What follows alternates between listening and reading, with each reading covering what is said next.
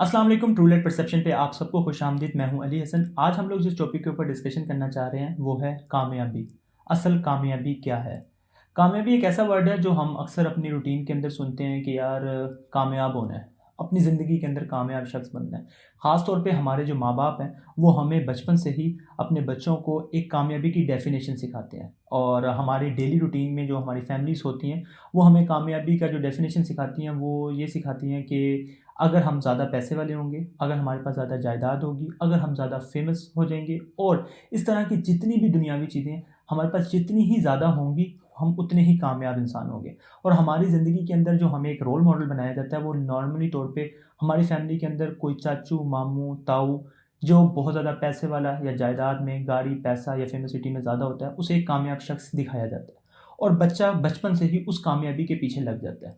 उसके लिए वो पढ़ाई करता है, उसके लिए वो उस कदम पे चलता है जिस तरीके से उसका वो फैमिली मेम्बर कामयाब शख्स बना होता है, वो उस तरह की कामयाबी के पीछे लग जाता है। क्या सवाल सवाल यहाँ पर ये पैदा होता है कि क्या ये जो कामयाबी हमें शुरू से सिखाई जाती है, क्या असल यही कामयाबी है? तो हम इस कामयाबी की डेफिनेशन को जानते हैं कुरान से, कि अल्लाह पाक ने कुरान में किस तरीके से कामयाब इंसान को डिफ़ाइन किया है। हम चलते हैं सूरतुल अस्र पे।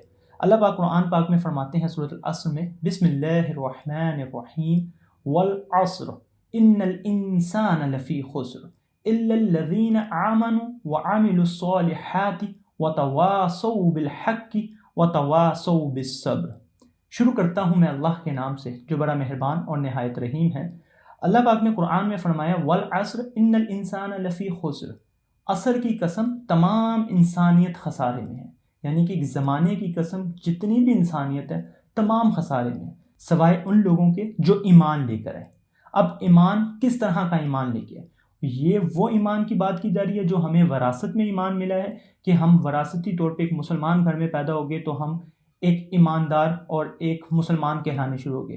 क्या यहाँ पर ये उस ईमान की बात की जा रही है? ये उस ईमान की बात की जा रही है जो इंसान अपने इल्म के बाद और दिलो दिमाग से सोच कर ईमान कबूल करता है कि अल्लाह एक है, अल्लाह अहद है, अल्लाह वाहिद है, इसके सिवा कोई इबादत के लायक नहीं, और इसके सिवा कोई मेरी मदद नहीं कर सकता, और ना ही इसके सिवा कोई मुझे फ़ायदा दे सकता है, और ना ही कोई मुझे इसके सिवा मेरा नुकसान कर सकता है। अगर वो खुदा, वो अल्लाह ने मेरे किस्मत में मेरा नुकसान लिखा है तो कोई मुझे उस नुकसान से नहीं बचा सकता, और अगर उस खुदा ने, उस अल्लाह ने मेरे किस्मत में मेरा फ़ायदा लिखा है तो पूरी दुनिया की ताकत मुझे उस फ़ायदे से बचा नहीं सकती। वो फ़ायदा मेरा होकर ही रहना है। ये उस ईमान की बात की जा रही है। ये ईमान इंसान की ज़िंदगी में तब आता है जब इंसान अपने दिलो जान से इस ईमान को कबूल करता है। ये उस ईमान की बात की जा रही है, ना कि उस ईमान की जो हमें वरासत में मिला है। जब आपने इस तरह का ईमान हासिल कर लिया, फिर आपने क्या करने हैं? नेक अमल।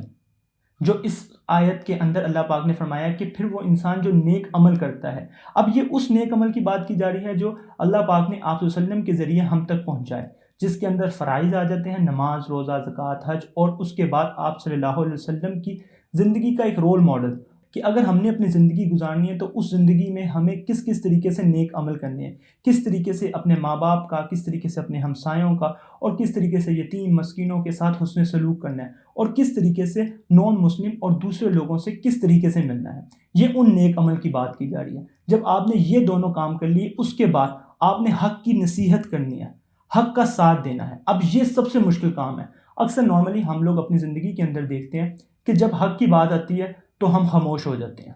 हमें हक़ नॉर्मली वहाँ बोलना पड़ता है, कभी अपनी फैमिलीज़ के ख़िलाफ़, कभी अपने रिलेशन के ख़िलाफ़, कभी अपने दोस्तों के ख़िलाफ़, तो हम वहाँ पर खामोश हो जाते हैं, और हम वहाँ पर चाहते हैं कि हम हक़ का साथ ना दें और हक़ के बग़ैर ही अपनी ज़िंदगी को गुजार लें। तो हमने वहाँ पर हक़ का साथ देना है, और जहाँ पर हक़ की बात की जा रही है तो वहाँ पर हमने हक़ की नसीहत करनी है लोगों को, कि हक़ का साथ देना है। और जब आप हक़ का साथ देंगे तो आपको लाज़मी उसके बाद सब्र करना पड़ेगा। क्योंकि आपके अपने ही लोग आपके ख़िलाफ़ हो जाएंगे।